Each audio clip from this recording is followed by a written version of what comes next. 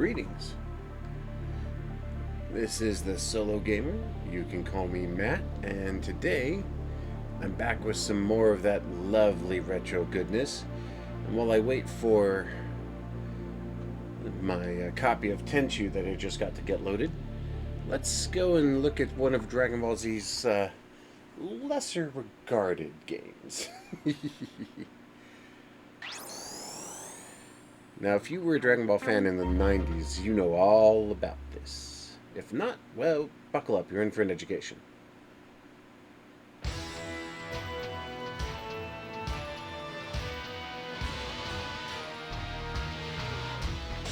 Yeah.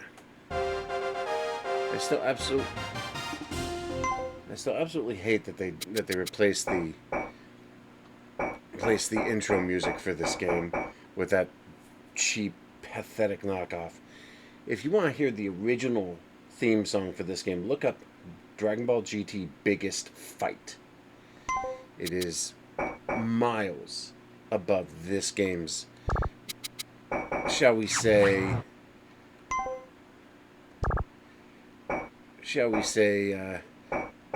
its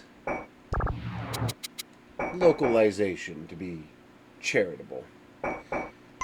To be not so charitable, it's butchering.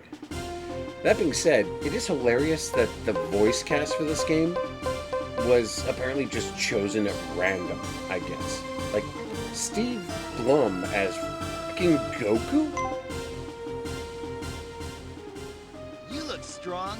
This should be a good fight. I do actually think that is Steve Blum. I'm not mistaken. But yeah, like there was no official voice cast for this game, so like they just kind of ran with it.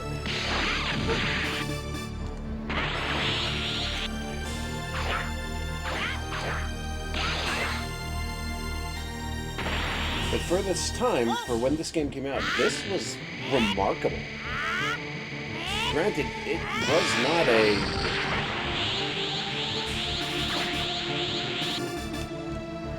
It was not like anything. It wasn't anything unique or spectacular, but it was still remarkable for its era. Unfortunately, for all that it tried to do in terms of like making a decent, visual game, it played awfully. Like, it was absolutely awful how bad this game played. He can't do anything against it. He's out of juice, so he just gets blasted.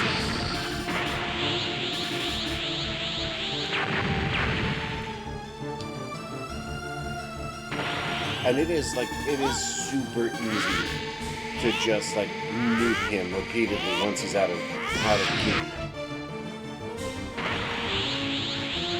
And if they're out of key, they actually get stem. You can break the game that way.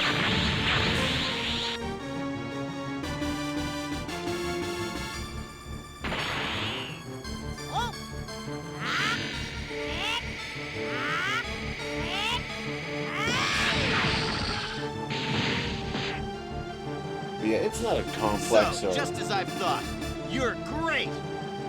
It's nothing fancy, it's nothing special. It's just what it is. But it does the job. So, Super little Goku.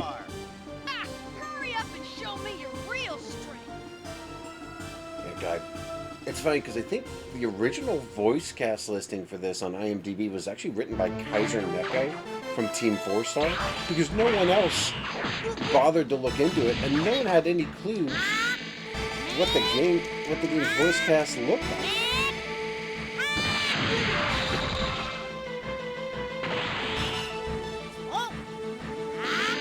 God help me, I don't remember how to play this game.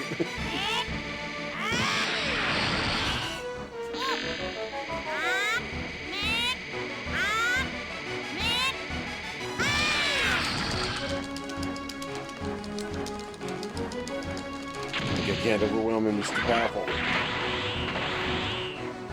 And I do not remember how to do half of the damn things in this game.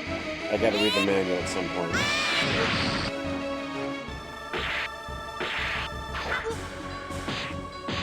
they got me with a meteor. I'm done. I think this is over. But this game had just a ton of different mechanics. And if you knew how to play them, the game was super easy. But I had not played this in 15 years. So I have no idea what I'm doing. No problem. No problem. But the game was, for its era, it was actually pretty unique. And it definitely played better than most people would have anticipated, but it wasn't anything special. Like, it's a Dragon Ball game that came out in an era where these were so rare as to be almost redundant. Yeah, like it was unique for its time. And it definitely had a bunch of different special abilities and unique character abilities, special techniques, and you unlocked stuff as you play, but you could also, if you wanted, unlock stuff through, there was a cheat code for it. But like you could, if you did all three buttons, the square, the triangle, and the circle at the same time, you could counterattack. You could, if you hit square and circle at the same time, you could bounce it. If you hit X and triangle at the same time, you could do the key barrier, and then if you pressed X, you just blocked.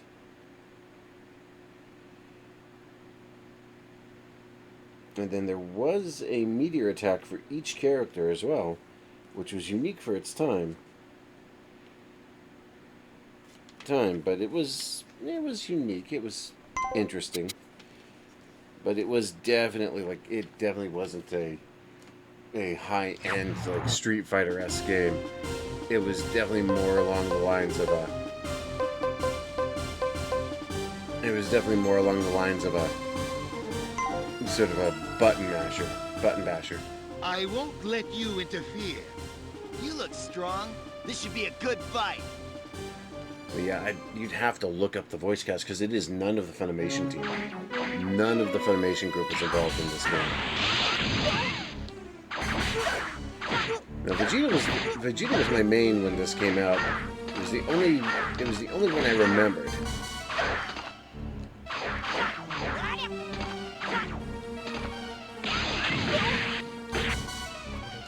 No running from me.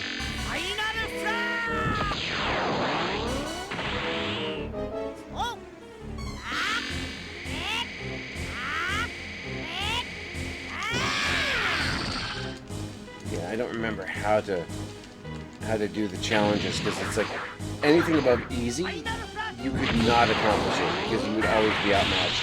You had to have a turbo controller to even have a prayer.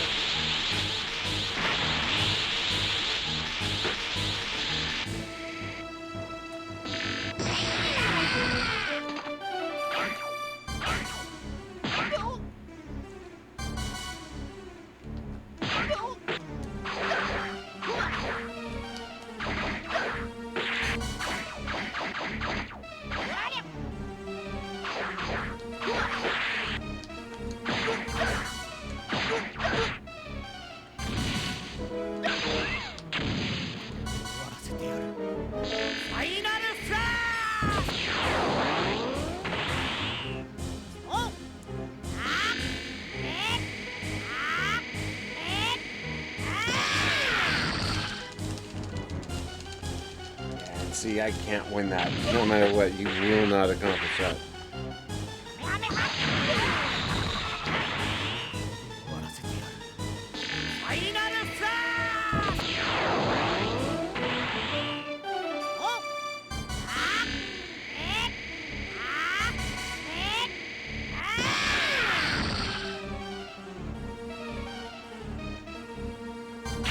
Yeah, like the only way you can hope to win that is to use like a turbo controller.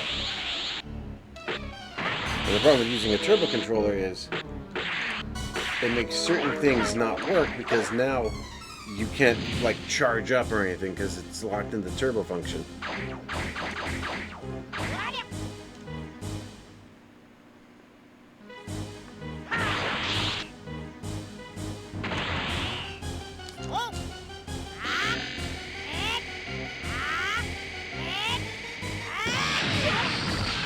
Yeah, like, it was a hard game, but it was definitely unique for its time, Phew! and That was a bit too close.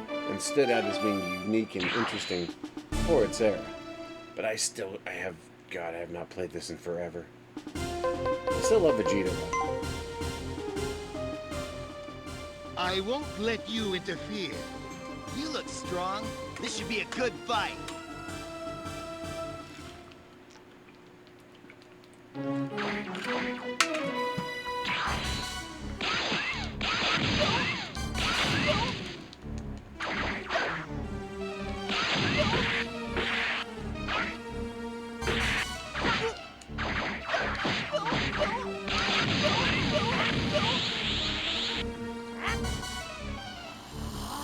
Big Bang attack! Oh! Ah!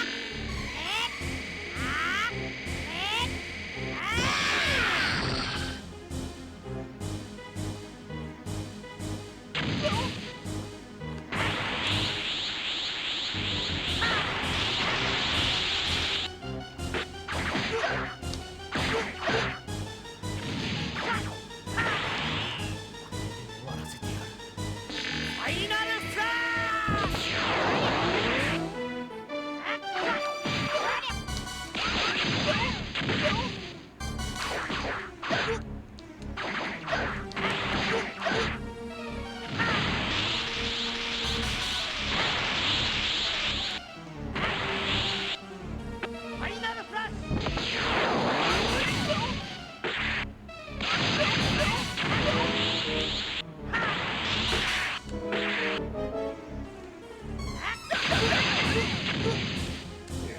I still think this is an interesting footnote in gaming history, Big Bang attack!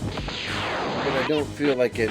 I don't feel like it actually made a big enough impact to be, to be famous, and it certainly doesn't match up to anything like Fighters or Sparking. That's for sure. It's an interesting note in gaming history, but hardly anything that would have matched up with today's work. Alright, so let's hope this copy works better than my last copy. Because my last copy of Stealth Assassins didn't work at all. And if it does, great.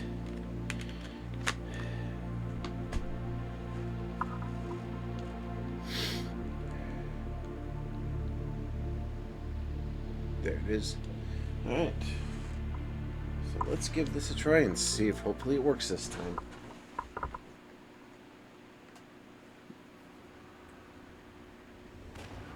There we go.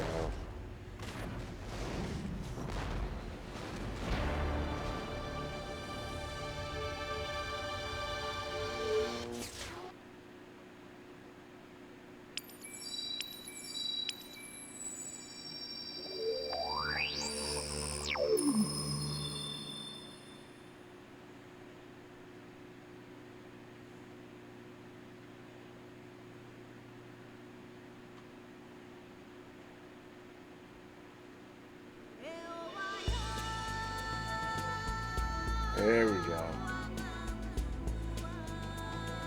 Tenchu Stealth Assassins, arguably one of the earliest stealth games of its era that I remember. Now I know there were others, like Metal Gear and so forth, in other systems, but the PlayStations where stealth really got to a point where it could actually be used effectively because your environment was more authentic, more dynamic. It eventually, like, I think it peaked when you got to like the Assassin's Creed series, which, R.I.P. Shadows. That train wreck is ruins. But anyway, but yeah, this is originally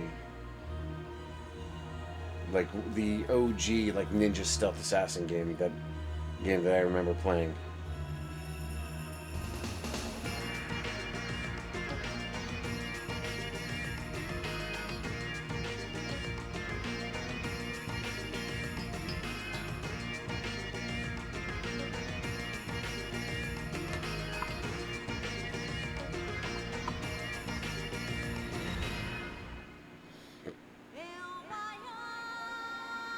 It also is well regarded for having an absolutely beautiful intro theme.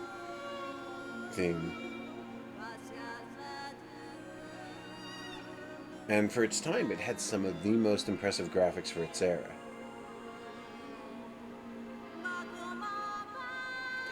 Oh,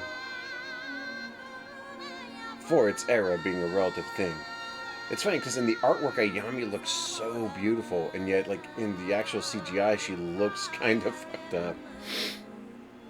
She looks okay in the game for what it is. But the game that... The game that truly put this thing on the map was a game called Tenchu 2. And it had a theme known as Satamahe. And it was glorious. Beautiful. I'm still looking for a copy of it, but I think it's PS... I don't remember if it's PS1 or PS2, but... Yeah, see, Ayami looks fine here. I mean, she's pixelated as all fuck, but she looks fine here. And then, of course, Rikimaru, the game's primary character. Punish the evil merchant. But yeah, what made this game great was it was, for its era, practically unrivaled in terms of the sheer flexibility, the sheer freedom it gave you. Wealth is one thing, power and status is another. Many in the merchant class have become rich, but the merchant class is a large step below nobility. Merchants, no matter how wealthy, cannot become samurai. This caused many merchants to lust for the power they were officially denied, few more so than a man named Ichigoya. Ichigoya began his career as an honest trader, but before long his rivals Funny thing is, began to turn up I big. don't know if it's true, but I do know that there was someone like this guy in actual Japanese history. His methods are brutal. Who his like profit fast. who like was renowned for being like a greedy Ichigoya motherfucker. would simply bribe his way free. You must make him pay for his crimes with his life.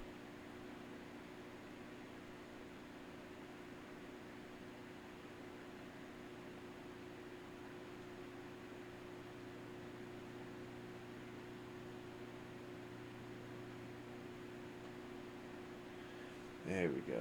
And then here's your gear.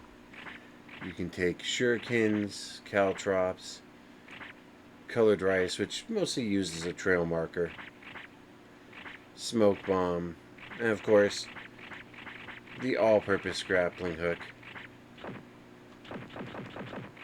Carry some medicine with you. Caltrops are very good. The colored rice is mostly for marking your passage, because this game wasn't as... Yeah, never harm the innocent. Innocent basically boils down to, if it's not an armed opponent, do not attack them. Now, as I recall... as I recall, this was the first in the series, and it was notable that it did not have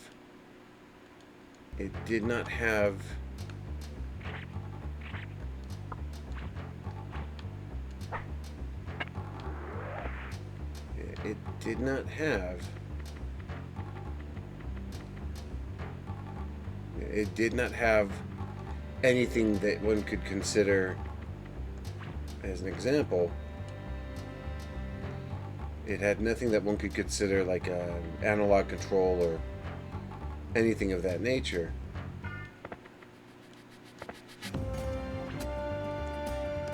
But it was one of the few games at the time that had any real sense of verticality.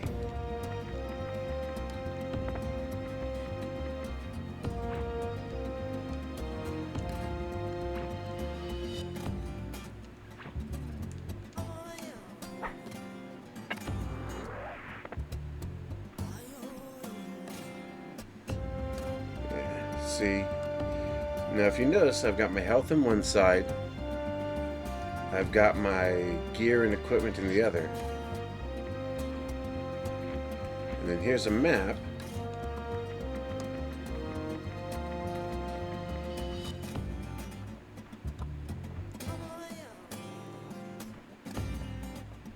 Now, is he a threat?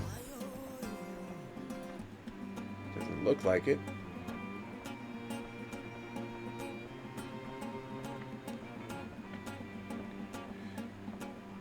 But yeah, for its era, this game was revolutionary, groundbreaking.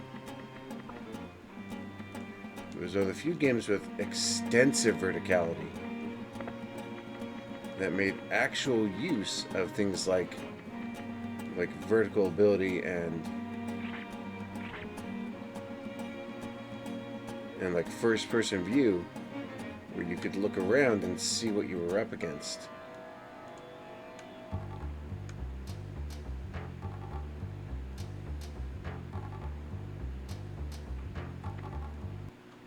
Come on, come on.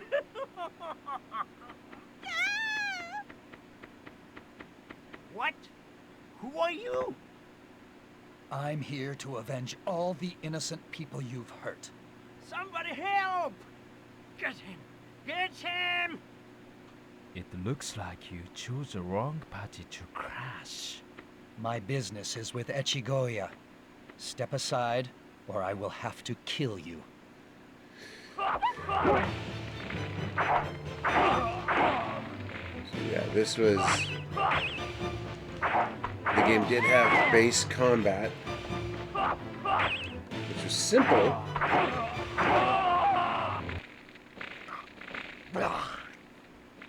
But it Echigoya, worked pretty well. Since the where game was have you mostly hidden? stealth focused, that's all you were really meant to do.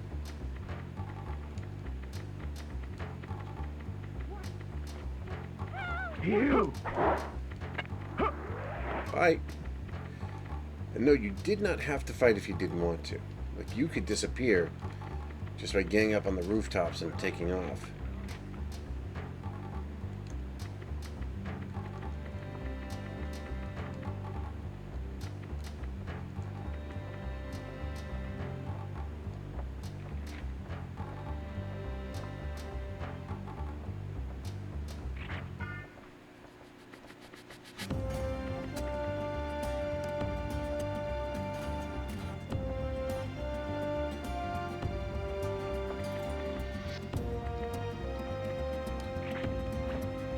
One of the things they later added in the game is the ability to do stuff like, in the second game I believe, you could actually like be on the rooftops and overhear people talking, and it would give you direction on your target.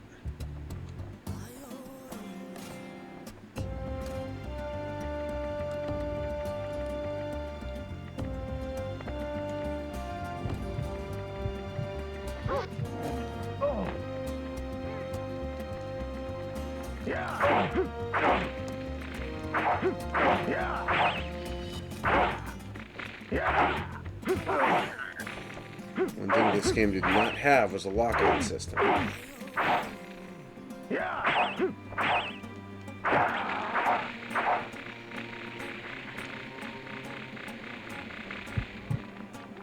So I did not... So it was... For its time, it was a very different type of game, but...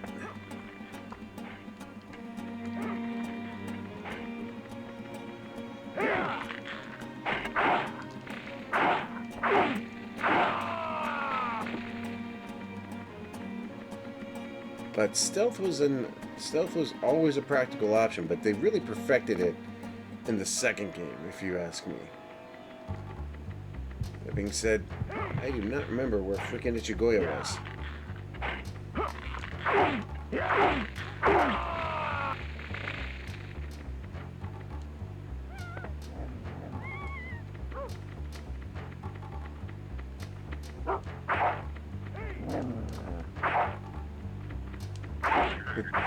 It's like, can you pet the dog? No, but you can kill the dog.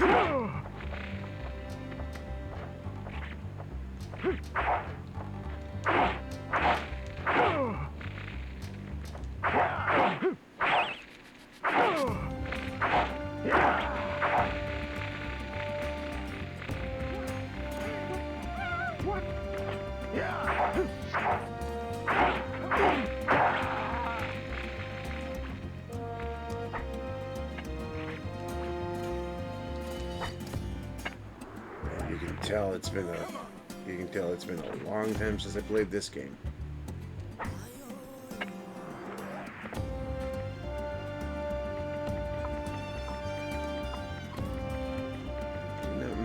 how... I don't remember where everything was, because it's been... God, I haven't played this properly in, I'd say, 15 years. Okay, yeah. I think he was hiding in one of these places.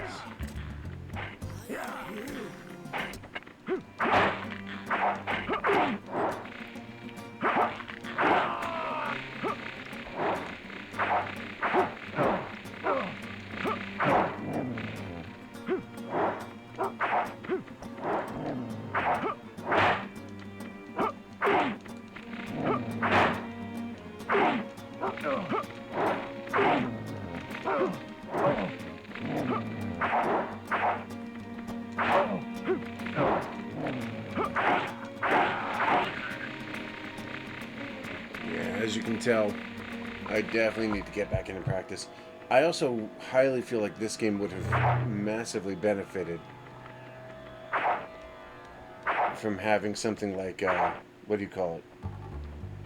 A analog control system would have helped immensely in making this game more reasonable and functional.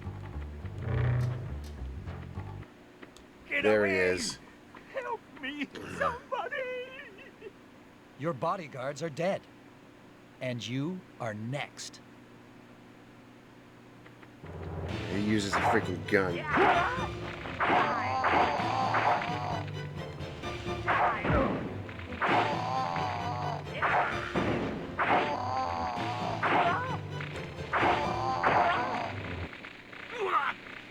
My money! My money!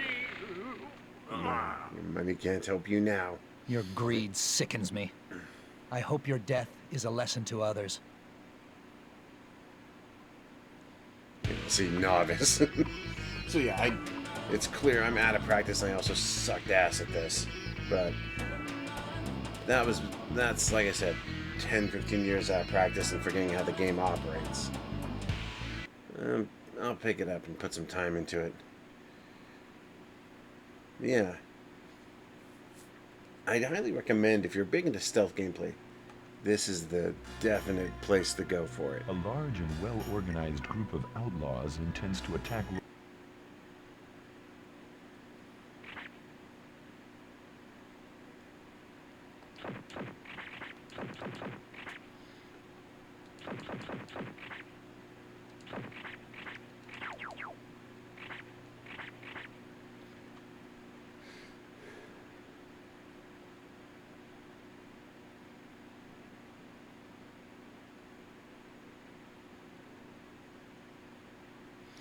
But yeah, I'm looking, now that I have this, I'm looking for the second game. I sense danger. I'd best hurry. So yeah, I'll save this for now.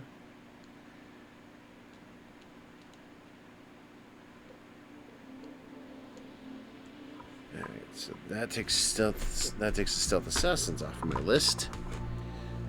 Next up, something I'm actually shocked I was able to get a hold of, but they had it. There was a time, I believe one might say in the early 90s, where there was a series of projects that all relied on something rather unique at the time. And that was full motion video. Mind you, this is before modern tech, where CGI kind of replaced it. They would just literally make movies that went alongside the game you were playing. And one of the series that was most well known for was Wing Commander, which started as an old cartoon graphics game series. But then in the third game, they went full motion video. And it really caught on. They had a bunch of really good high quality actors as part of the game.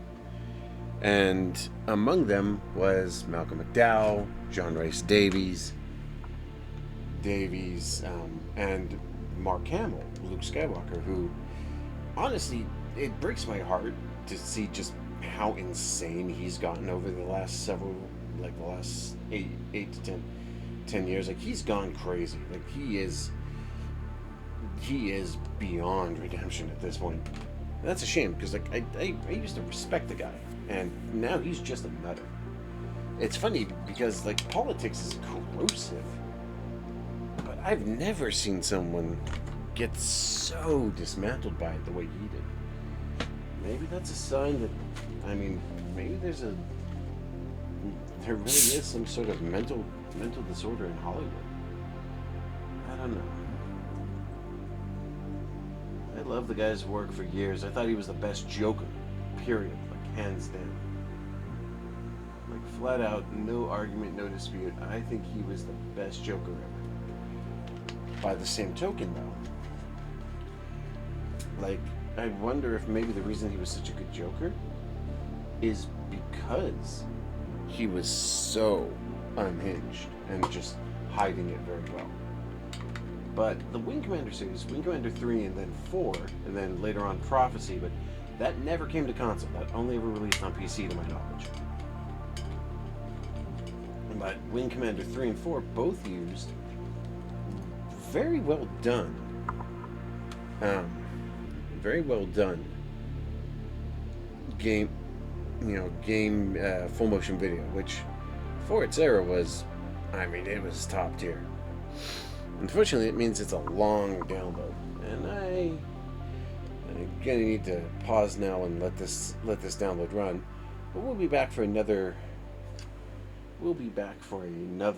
video featuring the glory that is Wing Commander 4: The Price of Freedom.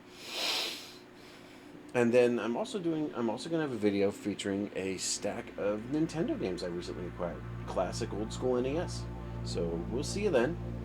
But this is the Solo Gamer signing off. I will see you next time. Out.